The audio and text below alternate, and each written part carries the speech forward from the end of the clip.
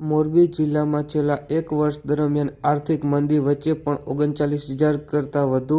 નવા વાહનોની ખરીદી કરાઈ. બાબતે પ્રાપ્ત માહિતી મુજબ મોરબી જિલ્લામાં છેલ્લા એક વર્ષ દરમિયાન આર્થિક મંદીના માહોલ વચ્ચે પણ મોરબી જિલ્લાના નાગરિકોએ ટુ વ્હીલર, ફોર વ્હીલર સહિત 39,287 કરતાં વધુ વાહનોની ખરીદી કરી હોવાની માહિતી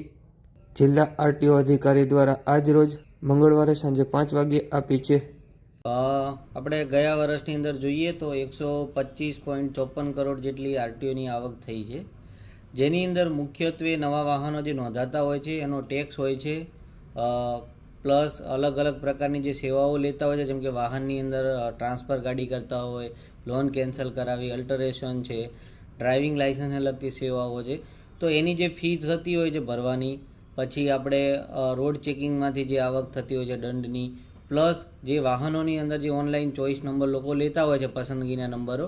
એ બધી મળીને આરટીઓની આવક થતી હોય છે, જેમાં મેઇન ટેક્સની આવક એ મુખ્ય આવક છે. જો જોવા જઈએ તો આ વર્ષની અંદર આપણે 39,000 વાહનો રજીસ્ટ્રેશન થયા છે, જેમાંથી 22,000 જેટલા ટુ વ્હીલરો છે, 9,300 જેવી કાર છે, પ્લસ એમાં ટ્રેક્ટરને એવા 2600 જેવા છે, ગુડ્સ વાહનો છે 1700 છે, તેમજ 1500 જેટલી રિક્ષાઓ છે, એ પેસેન્જર રિક્ષા, અને ગુડ્સ રિક્ષાઓ છે એ 500 જેવી છે.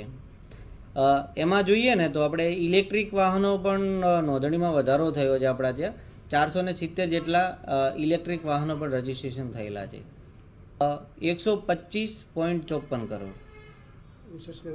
એની અંદર જો જોવા જઈએ ને તો ડ્રાઇવિંગ લાઇસન્સને લગતી સેવાઓ અને વાહનને લગતી સેવાઓ છે. એની અંદર લાઇસન્સને લગતી સેવાઓમાં 16,000 જેવી એપ્લિકેશનો વર્ષમાં થઈ છે, અને વાહનની અંદર 12,300 જેવી એપ્લિકેશનો થઈ છે.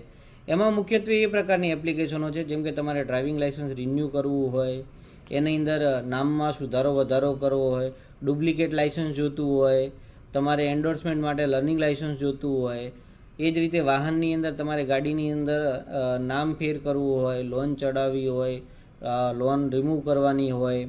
પ્લસ તમારે નામ ચેન્જ કરતા હોય, એડ્રેસ ચેન્જ છે, ડુપ્લિકેટ આરસી બુક છે, તો આ બધી સેવાઓ છે ને અરજદાર પોતે આધાર કાર્ડ ઓથેન્ટિકેશન કરી અને આ સેવા લઈ શકતા હોય છે, જેની અંદર અરજદારે કચેરી ખાતે આવવાનું રહેતું નથી અને ઘરે બેઠા બેઠા આ સર્વિસ મેળવી શકે છે.